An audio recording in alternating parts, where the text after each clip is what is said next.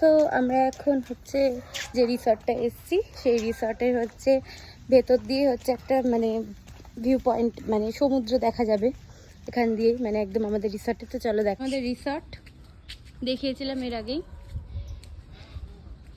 আর একবার ভালো করে তোমাদের দেখাবো। আর এই যে রিসর্টের মধ্যে দিয়ে কিন্তু যাওয়ার জায়গা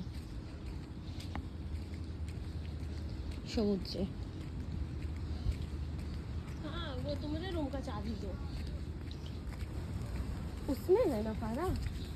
তো এখান দিয়ে রাস্তা। हमको तो दिला दिए। সো চলো, हम पतली हो यहाँ, हम पतली हो जाए। এই যে সমুদ্রের হালকা জোয়ার জোয়ার চলছে বলে এখানে এসছে। এই যে এখান দিয়ে রাস্তা নামার, আর এই যে সমুদ্র, আর এই যে ঢুকে আমাদের ওইখানে রিসর্ট। এই যে এই রাস্তাটা দিয়ে রিসর্ট, আর এই যে এত কাছে সমুদ্র। দারুণ দারুণ দারুণ ভিউ।